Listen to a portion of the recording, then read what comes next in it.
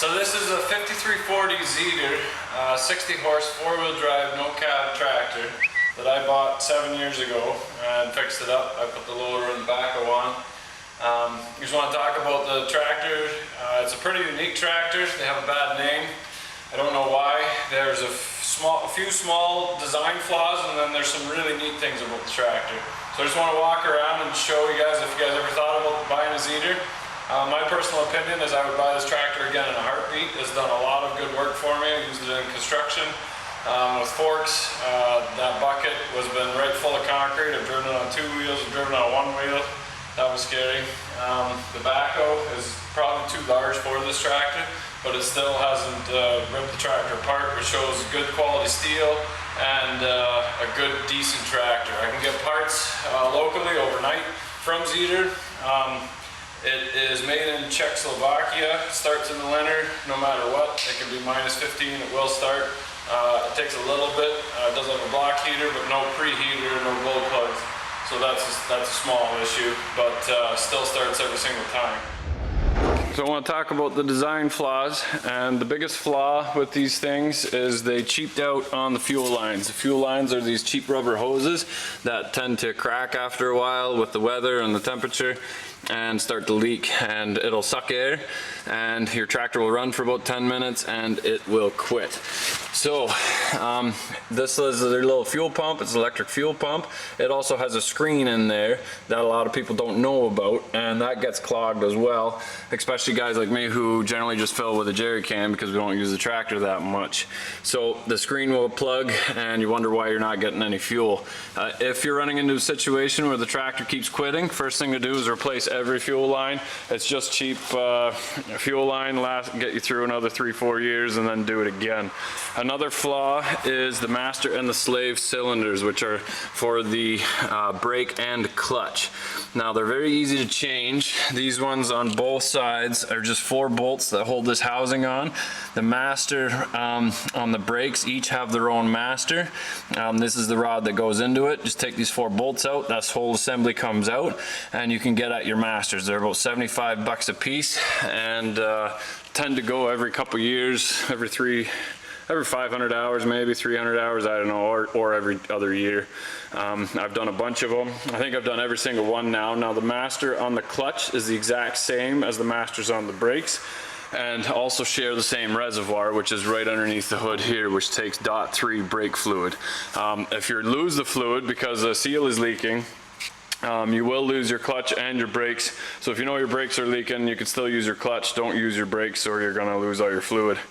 That is the biggest flaw on it. Other than the wiring isn't great. It's a lot of spade connectors that don't generally come off, but if you get into it, it's hard to remember which one goes where, and a real pain because you have to mark everything. So if somebody's gone into it and done something with the wiring, it's a real pain to get back to original again, having everything working. Just a quick overview, the hydraulic filter's right here. There's also a screen on the other side, and when we get there, I'll show you that. The engine oil filter right here, and the oil fill for the engine is right there. It's a Carrera axle, which is a very good axle, rated pretty high. I'm surprised I never cracked this one. There's grease fittings for the kingpins on the top, and I don't think there's anything for the tie rods. There is a plug on the other side, driver's side, right here I would say, and that's where 80/90 oil goes up into. Your final drives also have 80/90 oil, and you want this line to sit level, so the plug is about halfway up, and 80/90 oil in there as well. If you do a lot of 4-wheel driving and a lot of weight in the bucket, it's a good idea just to change the oil every year. It's only a few liters in there, so when the seal goes, you lose it quick, and when you're in the mud, you don't even realize that it's leaking. This is the hydraulic oil strainer, and this is your feed, hydraulic oil line feed. If you break this line or pop the hose off, you lose all your oil. You can take this cap off, and there's a screen there with a magnet on it. There's also a cover at the back that pops out when you pull this out, so that you don't lose your hydraulic oil. Now, a couple neat features about this tractor is it does have a coupler, so you can disengage your hydraulic pump, which is very easy to get at on the outside here. And this is if you blow a line out in the field or whatever and you want to limp the tractor home, you can do it without losing all your oil. You still have power steering, because I believe that's a separate pump. And even if it's not, you can manually steer it home. This one also has a compressor. A lot of the bigger models had air brakes actually. So this compressor feeds this little thing right here, and you have to lift up on this little lever here and then slide this thing out, and that engages your compressor. Now, this is handy for airing up a tire on your way home, just to get you home, whatever. Neat feature. I think Zetors are the only tractors that do that. This is your other fuel filter and an inline fuel filter, which should be changed yearly.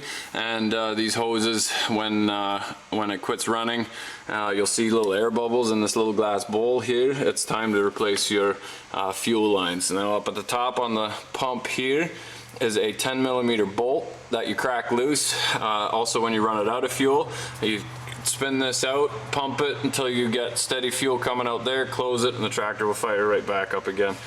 Battery is underneath the deck here. It takes a 4D battery, which is the same as what an excavator would use. Here's your clutch again, so 4 bolts to get at the master that's behind there, and your slave cylinder is right here. And that, when it blows, is very easy to change. 30 bucks for the slave, 70 for the master, and away you go. Nice big platform. I really like that about these tractors. And put your chainsaw and everything on the fender, and nice for moving around. This is your shifter for 1, 2, 3, 4, 5, which is a pain between the legs, but I do like that it has a shuttle shift, which is reverse is the same speed as forward. Very nice for bush hogging and things like that. This is your low, neutral, high. Never use 4-wheel drive in high going down roads and that. You only want to use that on the lawn and dirt.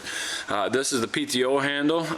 There is live, which means it's spinning with the engine. There is ground PTO, which means it only turns when you're moving, and there's neutral. To put the clutch on is this handle right here. You just lift up on it and then put it into gear, and then push the knob and put it back down again. Now, what's handy about the ground PTO is that because it only moves when the PTO only spins when you're moving. If you have an auger and you dig into a root and the whole auger disappears into the ground for you, you can actually jack up one tire and put the tractor in reverse, and it'll spin the auger out backwards, and up it goes. I took the 3-point hitch arms off to put these quick attach plates on for the backhoe that I bought. It's also not a quickie backhoe. It is a John Deere 50. They don't make them anymore. Can still get parts for them, but they're harder to get parts for. If I want to put the 3-point hitch back on, I have to take the plates back off again. But because we built the house, I put the backhoe on it and got much use out of that. Just 2 quick couplers to go in. If you have the hoses on backwards, you have to put the handle, have to push it forward, but there's detents on it to hold it. If you bottom it out, it pops forward, so I usually stick a bungee cord on it to keep the handles engaged. And this loader is not a quickie, it's actually a riced. Quickie and riced were Mennonites who built loaders together. Quickie wanted to get more modern, and Mr. Rice did not. Rice soon went out of business because he didn't keep up, mainly because these things are built so heavy. You'll never wreck this loader. It's a great loader, but it's very heavy, square tubing, angle iron. It is a quick attach, but quick attach because the hoses you need to be able to run the loader the whole time. So I did have longer hoses for it. There's really no point. I never take the loader off. The cylinders used to be welded right here. I moved them back and I put this little attachment in, and that takes care of a lot of the floating that the bucket used to do. And it's worked for me very, very well. to start this tractor. Actually, it's not simple. It's hard to steal, actually. Foot on the clutch, key down. Now, it should have been just down to start it, but the one terminal rotted off the key. So now you also have to put it into the 1 position. Give it a little bit of fuel, because fuel is what actually shuts the tractor off. And then there's a gray button right here, and should fire right up.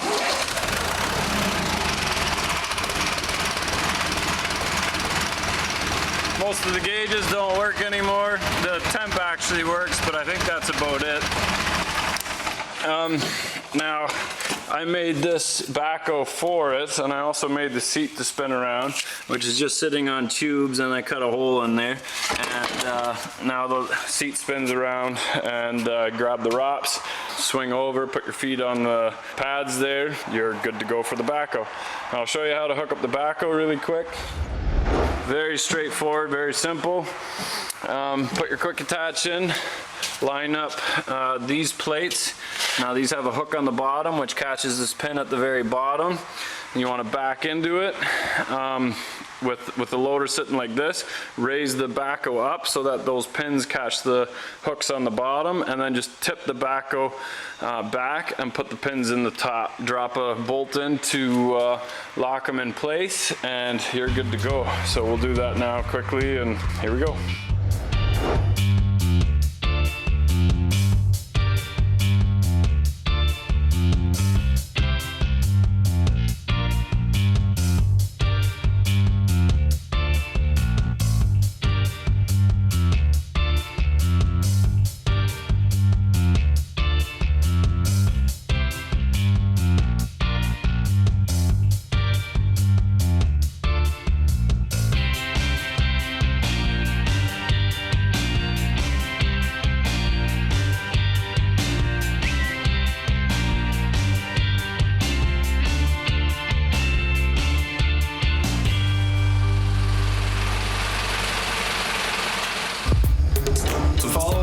Projects that include conversions and repairs to anything from Ferraris to chainsaws. And check out the Tape Boss, my newest invention that's coming to market. And remember, if you're not filthy, you're not rich.